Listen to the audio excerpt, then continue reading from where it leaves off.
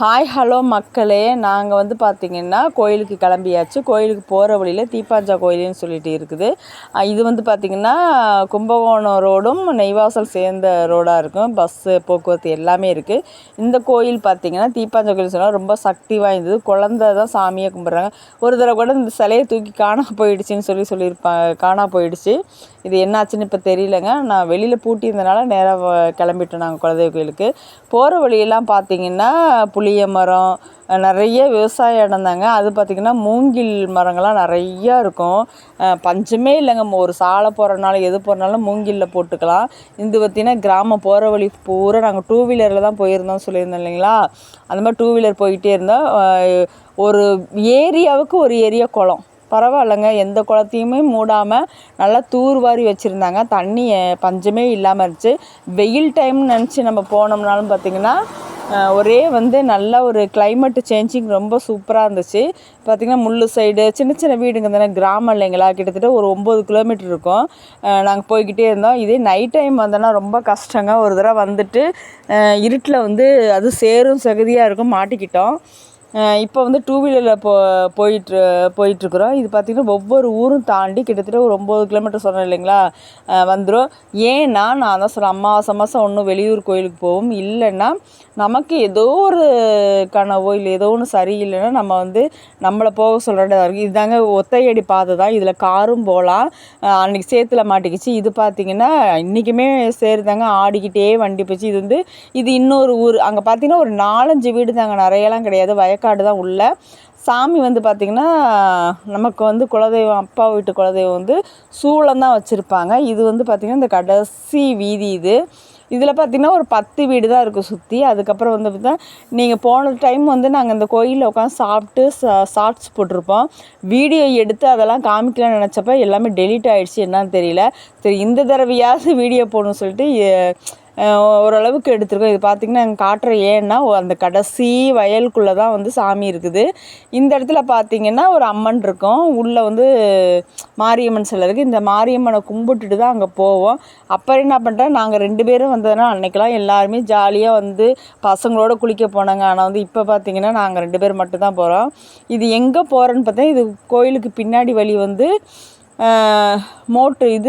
அடி பைப் இருக்குதுங்க. அந்த அடி பைப்பில் போய் சரி நம்ம குளிச்சுட்டு ட்ரெஸ் மாற்றிட்டு அதுக்கப்புறம் போகலான்னு சொல்லிட்டு போயிட்டுருக்குறோம். ஏன்னா சாமிக்கும் கொஞ்சம் தண்ணி வேணும். அங்கேருந்து பொருள் வந்து நாங்கள் காருனால் வேறு பொருளாக கொண்டு வந்து சேவல் அறுத்து எல்லாம் சாமி கும்பிட்டு போவோம். இப்போ வந்து நாங்கள் 2 பேரும் அர்ஜெண்ட்டாக வந்ததுனால இது சரி நாங்கள் மட்டும் குளிச்சுக்கலாம்னு சொல்லிட்டு போயிட்டுருந்தேன். நான் வந்து அன்னைக்கு வந்து வீடியோ போட முடியலன்னு சொல்லிட்டு சத்தம் போட்டுக்கிட்டு இருந்தேன். இது பார்த்திங்கன்னா வயல்லாம் உளுந்து போட்டு எடுத்து முடிச்சிட்டாங்க. இங்கே ஏன் வரோன்னா, நமக்கு ஒரு பிரச்சனை அப்படி இருக்கும்போது நான் அடிக்கடி சொல்லுவேன், ஒன்று கோயிலுக்கு போவோம், இல்லைன்னா எங்கே நம்ம மாசாணியம்மன் கோயில் இல்லை ஊருக்கு எது போனாலும் போயிடுவோம். ஏன்னா நமக்கு வந்து உகந்த இடம் வந்து பார்த்திங்கன்னா சில பிரச்சனைகளும் சில வெவ்வேறு விஷயம் நடக்கும்போது நமக்கும் தெரியும், இங்கே இருந்தால் நமக்கு வந்து அங்கே போனால் நமக்கு தீர்வு கிடைக்கின்றனால கிளம்பி போயிடணும். நான் செலவு பற்றி நினைக்கவே கூடாது. ஏன்னா நம்ம உடம்புக்கோ இல்லை உயிருக்கோ ஏதோ ஒரு ஆபத்து வந்துச்சுன்னா நம்ம அதுக்கப்புறம் ஒன்றும் பண்ண முடியாது. அதனால் நம்மளால் வந்து நம்மளை எப்படி தற்காத்துக்கணுமோ, சில விஷயங்கள் நம்பலாம், சில விஷயம் நம்ப மாட்டாங்க. ஆனால் நம்புகிற விஷயத்துக்கு வந்து நம்ம நம்பிக்கையாக இருக்கணும். ஒரு சிலர் சொல்கிறாங்க இங்கே போயிட்டு வாங்க அப்படின்னு சொன்னாங்கன்னா, அது ஒரு நம்பிக்கையோடு எடுத்து செய்யும்போது நமக்கு எந்த ஒரு பிரச்சனை வந்தாலுமே அது வந்து நமக்கு சரியாயிடும். சில விஷயம் நம்பாமல் இருக்கிறவங்க நிறைய பேர் இருக்கிறாங்க. அப்படி நம்பாமல் இருக்கும்போது அவங்களோட வாழ்க்கை சூழ்நிலை வேறு மாதிரி மாறிடுச்சுன்னா ரொம்ப கஷ்டப்படணும். அதனால் நான் இந்த சாமியை பொறுத்த வரைக்கும் எது சொன்னாலும் வந்து செஞ்சுட்டு வந்துடுவோம். அதுக்கு ஆசை இல்லைனாலும் கடனையாவது வாங்கிட்டு போய் செஞ்சுட்டு வர்றது தான் எங்களோட பழக்கம். ஏன்னா ஒரு நம்பிக்கைன்னும் போது சாமி மேலே முழுசாக வைக்கணும். நம்ம ஒரு அரைகுறையாக வச்சுட்டு என்னடா அப்புறம் பார்த்துக்கலாம் அப்படி சொல்லி இருந்தோம்னா நாளைக்கு ஒரு ஆபத்தோ ஏதோ ஒன்று நடந்துச்சுன்னா அதை நம்ம பின்னாடி ஃபேஸ் பண்ணுறதை விட நாம் வந்து இப்பயே நம்மளை தற்காத்துக்கு வந்து ரொம்ப நல்ல விஷயம். நம்பிக்கை உள்ளவங்களுக்கு இது வந்து பொருந்தும். நம்பிக்கை இல்லாதவங்களுக்கு அவங்களோட மனசை பொறுத்து இருக்குது எல்லாமே. நம்ம ஒரு பயத்தில் போகிறீங்கன்னு கூட நினைக்கலாம் சில பேர். அப்படிலாம் கிடையாது. நமக்கு தோணியிருக்கோம், இன்ன இடத்துல இன்னும் நடக்குன்றது நமக்கு ஏற்கனவே இந்த சாமியை பற்றி தெரிஞ்சிருக்கும். அதனால் வந்து நம்பிக்கையோடு கிளம்புற மாதிரி இருக்கும். அப்புறம் பார்த்திங்கன்னா அன்றைக்கி தம்பி பசங்க தம்பி பொண்ணு எல்லாருமே வந்து ஜாலியாக வந்து இந்த அடிபைப்பில் அடித்து குளித்து பாத்திரம்லாம் தூக்கிட்டு தலையில் வச்சு நடந்தோம். ஆனால் இப்போ பார்த்திங்கன்னா நான் மட்டும்தான் போயிட்டுருக்கிறேன், அவங்க வீடியோ எடுத்துகிட்ருக்குறாங்க. அப்புறம் பார்த்திங்கன்னா சூளம் வந்து அந்த கடைசி உங்களுக்கு தெரியுதான்னு தெரியல, தெரியாது, கடைசியில் இருக்குது. இப்போ நம்ம குளிக்க போகலான்னு சொல்லிக்கிட்டு நான் நின்றுருந்தேன். அப்புறம் பார்த்திங்கன்னா ஒருத்தரையே அடித்து ஒருத்தரையே பண்ணுற மாதிரி இருக்குது. ஏன்னா அவங்க அடிச்சிட்டு இருந்தாங்க கைகால் மூஞ்சி கழுவுறதுக்கு. நான் வந்து அப்படியே சுற்றி பார்த்துட்டு இருந்தேன். இங்கே வந்து பனைமரங்க, நீர் ஆதாரமாக இருக்கிறது பனைமரம்னு சொல்லுவாங்க. நீரெல்லாம் இழுத்து வச்சுக்குமாமா. கிராமத்தில் பார்த்திங்கன்னா ஒவ்வொரு சைடு ஃபுல்லாகவே வந்து உங்களுக்கு வந்து இந்த பனைமரங்கள். இது வந்து விவசாய பூமி தாங்க. நெல் நாங்கள் போகும்போதெல்லாம் முன்னெல்லாம் வயக்காட்டில் நண்டு பிடிப்பாங்க, பயங்கரமாக நண்டு பிடிப்போம். நான் எதுவுமே கொண்டு போகலனால சின்ன மூடியை வச்சு நண்டை பிடிச்சி டப்பாக்களை போட்டு கொண்டு வந்திருக்கிறேன். பனைமரத்தில் பார்த்திங்கன்னா அவ்வளோ ஒரு நொங்கலாக இருந்துச்சு. சரி நமக்கு போனது நான் கிட்டத்தட்ட வந்து சாயந்தரம் ஆகிப்போச்சு. நான் போகும்போதே கிட்டத்தட்ட இருட்டாகிறதுக்குள்ளே நான் சாமியை கும்பிட்டுட்டு கிளம்பின்னு சொல்லிட்டு தான் நாங்கள் வந்து கைகள் மிச்சு கழிட்டு சரி போய்க்கலான்னு சொல்லிட்டு அடிச்சிட்டு இருந்தோம் தண்ணி. அப்புறம் பார்த்தா இதுதாங்க, இங்கே வந்து இதுதான் வயக்காட்டுக்குள்ளே. ஏன்னா இது வேற ஒருத்தவங்களோட இடம்ன்றனால நம்மளால் அந்த இடத்துல கட்ட முடியாதுன்னா இது அப்பா வீட்டு குலதெய்வம், நமக்கு வந்து ஐயனார். இந்த சாமி தான் வந்து நமக்கு உறுதுணையாக இருக்கிறதுனால நாங்கள் வந்து என்ன சொன்னாலும் கேட்போம். இங்கே வந்து சூளத்துக்கு முன்னே பார்த்திங்கன்னா ஷார்ட்ஸில் போட்டிருப்பேன், சாமியெல்லாம் கும்பிட்டுட்டு திரும்ப வந்து நாங்கள் ரிட்டன் போகலான்னு சொல்லிட்டு நடக்க ஆரம்பிச்சிட்டோம். ஏன்னா உங்களுக்கே தெரியும் அப்படியே இருட்டிக்கிட்டே வந்துச்சு. வந்ததுக்கப்புறம் நமக்கு ஒரு மன நிறைவு. நம்ம மனசே சரியில்லாமல் நம்ம அந்த இடத்துக்கு போனாலும் நமக்கு வந்துட்டோம், நம்ம சாமி கும்பிட்டோம் அப்படின்ற ஒரு நம்பிக்கை வந்து நமக்கு இருக்கும், மனசு ஒரு நிறைவு இருக்கும். இதுவே வந்து நம்ம போகாமல் பார்த்துக்கலான்னு சொல்லிட்டு வீட்டில் இருந்தோம்னா ஏதோ சின்ன விஷயம் நடந்தால் கூட நமக்கு கஷ்டமாயிடும். அப்படி என்ன சொல்லுங்க. ஹலோ மக்களே, நம்ம பார்த்தீங்கன்னா சூளத்துக்கு போய் சாமியெல்லாம் கும்பிட்டு வந்தாச்சு. குளிச்சுட்டு நான் போய் எலுமிச்சம்பழம் இதெல்லாம் நாங்கள் வச்சு சூடம் ஏற்றி சாமி கும்பிட்டு வந்தாச்சு. நீங்கள் கேட்கலாம், என்னங்க 20 நாள் முன்னாடி தான் வந்தீங்க, திடீர்னு எதுக்கு இப்போ வந்திருக்கீங்கன்னு சொல்லிட்டு. ரீசன்லாம் ஒன்றும் இல்லைங்க. எங்களை பொறுத்த வரைக்கும் எப்பவுமே உங்களுக்கு நல்லாவே தெரியும், நம்ம அமாவாசைக்கு வந்து மாசாணியம்மன் கோயில் போவோம். ஆனால் வந்து நேற்று மதியம் ஊருக்கு கிளம்ப வேண்டியது. ஆனால் நேற்று வர முடியாமல் போச்சு.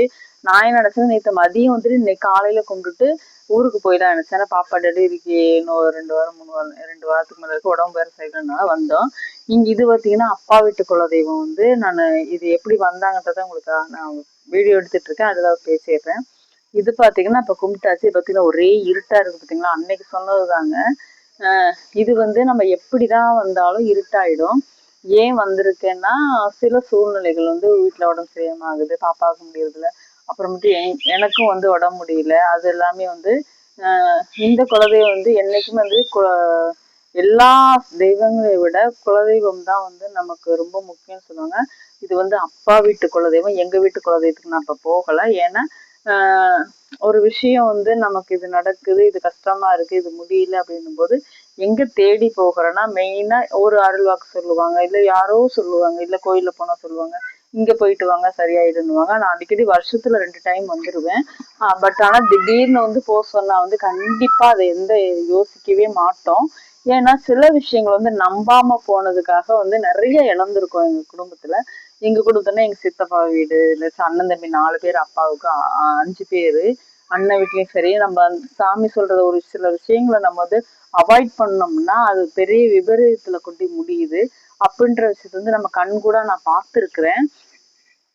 சின்ன பிள்ளைல இருந்து பெருசாகிற வரைக்கும் தெரியல. ஆனா வந்து இப்ப ரீசெண்டா ஒரு 7-8 வருஷமாவே வந்து அம்மாவுக்கு தான் அந்த சாமி இருக்கும், அவங்க சொல்லுவாங்க. அதே மாதிரி அடுத்து பார்த்தா நாங்க சொல்ற விஷயத்த வந்து ஏத்துக்கிறோம். அது யாருக்கு ஒரு என்னன்றது உங்களுக்கு பின்னாடி தெரியும், உங்களுக்கு வீட்லயே தெரிஞ்சிருக்கும் சாமியா இருக்கிறதுன்னு சொல்லிட்டு. திடீர்னு போக சொன்னாலும் நான் கிளம்பி வந்துடுவேன். அதை வந்து அவாய்ட் பண்ணவே மாட்டேன். அப்படி அவாய்ட் பண்ணவங்க என்னென்ன ரொம்ப கஷ்டப்படுறாங்க எங்களுக்கு நல்லாவே தெரியும். அதனால வந்து இப்போ 20 நாளாக தான் நான் வந்துட்டு போய் திரும்ப ஏன் வரேன்னா உங்களுக்கே தெரியல, மாசாணியம்மன் கோயில் நம்ம அடிக்கடி மாசம் போயிடுவோம். போன மாசமும் நான் போகலை, ஏன்னா கோயிலுக்கு வந்துட்டு போனதுனால போகலை. அதே மாதிரி இப்பயும் நான் வந்து இங்கே வந்துட்டு வந்தேன்னா நான் மாசாணியம்மன் கோயில் போக மாட்டேன். நாளான்னைக்கு அமாவாசை நாள் எனக்கே தெரியாது. ஆனா திடீர்னு போகணுன்ற ஒரு விஷயம் நமக்கு சுச்சுவேஷன் அமையும் போது கண்டிப்பா போயிடணும். செலவை மட்டும் பார்க்கக்கூடாது. ஏன்னா இது வந்து நம்மளோட உயிர் சம்பந்தப்பட்ட விஷயம், இல்ல ஏதாவது நம்மளோட கஷ்டம் சம்பந்தப்பட்ட விஷயம்னும் போது நம்ம கண்டிப்பா அதை அவாய்ட் பண்ணக்கூடாது. அது நம்பிக்கை இருக்கு இல்ல அது வேற விஷயம். நம்பிக்கைன்றது ஒவ்வொருத்தரோட மனதை பொறுத்து இருக்கு. எனக்கு வந்து ரொம்ப நம்பிக்கை ஜாஸ்தி. நம்பிக்கையோட வந்து சில நிறைய விஷயங்கள் நமக்கு மட்டும் இல்ல, அடுத்தவங்களுக்கு சரி தெரிஞ்சவங்களுக்கு சரி நிறைய நடந்திருக்கு. உண்மை சம்பவங்களே நடந்திருக்கு. அதனால வந்து சாமி வந்து ரொம்ப நம்புவேன். இந்த ஆத்ம நண்பர்கள் கூட சொல்லியிருப்பாங்க, கிராமத்து சாமிகள்ல வந்து பெரிய சாமி வந்து ஐயனார்னு சொல்லுவாங்க. அந்த ஐயனாருக்கு கீழே வர எல்லா தெய்வங்களும் கிராமத்து சாமிகள். அது மாதிரி இது ஒரு கிராமத்து சாமி வந்து பாவாடராயன்னு சொல்லுவாங்க. அங்கதான் இப்ப வந்திருக்கேங்க. ஏன்னா நான் இன்னைக்கு கிளம்பும்னு நினைச்சேன். ஆனா நைட் ஆயிடுச்சு. நீ போய் ஸ்டே பண்ணிட்டு, தங்கச்சி வீடு இருக்கு, சித்தப்பா பொண்ணு வீடு, அவங்களாம் போகவே இல்லை. நான் வந்து ஸ்டே பண்ணவே மாட்டேன் எங்கேயுமே. வந்தா உடனே கிளம்பிடுவேன். இப்ப அங்க போயிட்டு நாளைக்கு வந்து நம்ம வீட்டுக்கு ஜெயங்கொண்டம்னு சொல்லுவாங்க, அங்க மாங்காய் பறிச்சு ஒரு வீடு, அங்க போய் உங்களுக்கு பேசுறேன். இப்ப முடிச்சாச்சு. சரி கொஞ்ச நேரம் உட்கார்ந்துருக்கலாம். ஏன்னா கோயிலுக்கு போயிட்டு சரி எல்லாம் முடிச்சிட்டோம். நீ கிளம்புறதுதான். நீ போக போக ரொம்ப இருட்டாதான் இருக்கும், வயக்காடு இருக்கும், அங்க வீடியோ எடுக்கவும் முடியாது, ரொம்ப இருட்டா இருக்கு. உட்காந்துட்டு கொஞ்சம் ரிலாக்ஸ் பண்ணிட்டு இது உங்களுக்கு ஷேர் பண்ணிட்டு கிளம்பலாம் சொல்லிட்டு, எதுக்காக வந்தேன்னு சொல்லிட்டு ஷேர் பண்ணலாம்னு சொல்லியிருக்கேன். ஏன்னா காலையில நான் சொல்லிட்டு வந்தேன், திடீர்னு நான் ஒரு ஊருக்கு போறேன்னு சொன்னேன், எதுவுமே சொல்லலை. இப்போ கோயிலுக்கு வரேன், சாங்ஸ்ல போட்டு வந்திருக்கேன். இது வந்து லென்த் வீடியோவா வரும். ஓகே மக்களே, நான் கிளம்புறேன். கிளம்பிட்டு உங்களுக்கு அங்க போய் லஞ்ச் சாப்பாடு என்னன்னு பார்த்து வீடியோ போறேன். இல்லை நான் நாளைக்கு போறேன். ஓகே மக்களே, பாய்.